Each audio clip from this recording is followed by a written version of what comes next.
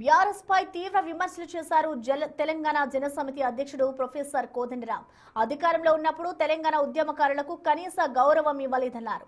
రాష్ట్రం వచ్చాక అభివృద్ధిని విస్మరించి వ్యక్తిగత ప్రయోజనాల కోసం పాకులాడారన్నారు. పోలీస్ నోటీసుల నుంచి తప్పించుకోవడానికి జాతిపిత నినాదం ఎత్తారన్నారు.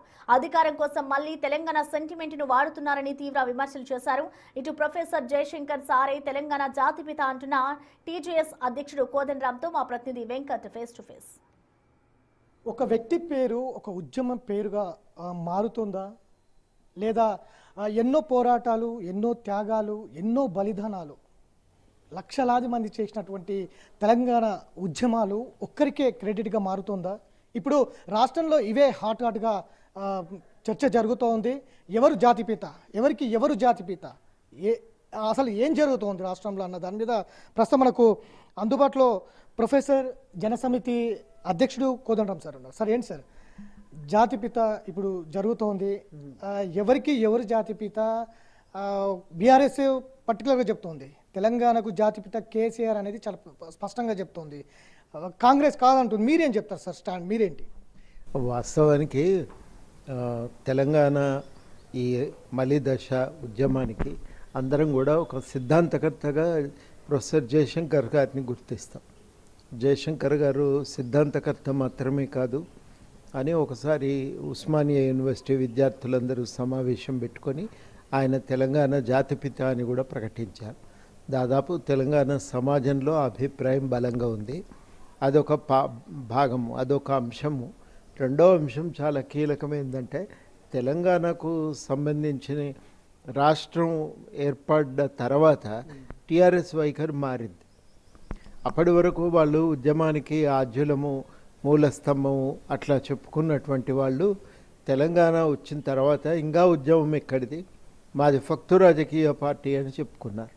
మాది ఉద్యమం పార్టీ కాదు, ఇప్పటి నుంచి ఫక్తు రాజకీయ పార్టీ, అన్ని పార్టీల వల్లనే మాది కూడా ఒక రాజకీయ పార్టీ అని చెప్పుకున్నారు. కానీ ఇప్పుడు కేసీఆర్ తెలంగాణ తెచ్చింది, కేసీఆర్ తెలంగాణ జాతిపిత, ఉద్యమ ఫలాలు తెలంగాణ ప్రజలకు సమానంగా అందించిన నేత ఆయనే జాతిపిత అని కూడా చెప్తోంది.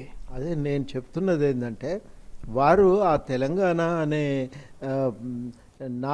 నినాదాన్ని వాళ్ళు వదులుకున్నారు. మాది ఫక్తు రాజకీయ పార్టీ అన్నారు. తర్వాత పార్టీ పేరు నుంచే తెలంగాణను తీసేసిండ్రు.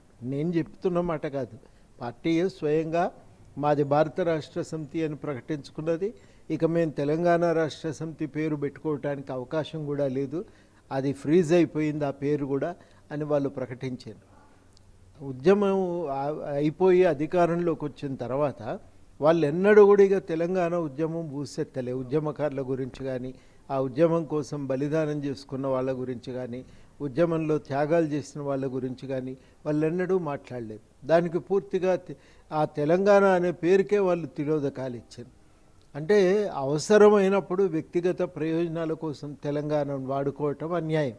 మీ మీద ఒక ఇంతవరకు ఇంకా కేసు ఏమీ లేదు, వాళ్ళు సమాచారం మాత్రమే అడుగుతున్నారు. నోటీస్ ఇచ్చిండ్రు, సమాచారం అడుగుతున్నారు. సమాచారం అడిగితేనే ఇంత ఆందోళన చేస్తున్నారు. తెలంగాణ ప్రజల తరఫున తెలంగాణ ఆకాంక్షల సాధన కోసం మేము ప్రతిపాదనలు పెడితే మా మీద కేసులే పెట్టిండ్రు కదా, మరి మేమేమనాలి? చెప్పండి సార్ చాలా స్పష్టంగా. గతంలో మీరు కేసీఆర్ లేకపోయినా కూడా ఉద్యమం జరిగేది, తెలంగాణ వచ్చేది అని కూడా అన్నారు గతంలో చాలాసార్లు. కేసీఆర్ తెలంగాణ రాష్ట్ర కోసం ఉద్యమం నడిపించింది, ఉద్యమం చేసింది కేసీఆర్, ప్రజల బలిదానాలు చేసుకున్న అమరవీరుల అంటే ఏం చెప్తారు ప్రధానంగా? తెలంగాణను సాధించింది తెలంగాణ ప్రజలే. తెలంగాణ ఉద్యమలో ఎవరిదన్నా పాత్ర గురించి మొట్టమొదట చెప్పాలనుకుంటే అది పూర్తిగా ప్రాణాలను త్యాగం చేసి బలిదానాలకు పాల్పడి తిరిగి రాని లోకాలకు వెళ్ళిపోయినటువంటి వాళ్ళే. ఆ అమరవీరులది ప్రథమ స్థానం, త్యాగాలు చేసినటువంటి ప్రజలది ద్వితీయ స్థానంలో ఉంటుంది. ఇది మనం ఎప్పుడు కూడా గుర్తుపెట్టుకోవాల్సిన విషయం. అందరి పాత్ర ఉంది. ఏదున్నా ఆ ప్రజలు ఉండబట్టి, దానికి బలిదానాలకు పాల్పడ్డ యువతీ యువకులు ఉండబట్టి మనం చేసిన కృషికి ఒక ఫలితం దక్కేది. వాళ్ళు లేకపోతే ఇది సాధ్యమయ్యేది కాదు. అందుకని ఇది ప్రజలందరి ఉమ్మడి పోరాటం, వాళ్ళందరి యొక్క సమిష్టి పోరాటాల ఫలితంగానే రాష్ట్రం అనేది సిద్ధించింది. ఆ పాత్రను మనం ఎప్పుడూ తక్కువ చేయటానికి వీల్లేదు. మీరు చాలా కీలకమైందంటే దానికోసం త్యాగాలు చేసి వెళ్ళిపోయిన అమరవీరులు ఉంటే అధికారంలోకి వచ్చిన తర్వాత కనీసం ఆ ఉద్యమ ఆకాంక్షల సాధన కోసమన్నా ప్రయత్నం చేయాలి కదా. వాటిని సంపూర్ణంగా పక్కన పెట్టి సొంత ప్రయోజనాలు ప్రధానం చేసుకొని పరిపాలన సాగించి ఇవాళ అవసరం రాగానే మళ్ళీ తెలంగాణ అని అంటే అది చాలా అన్యాయం.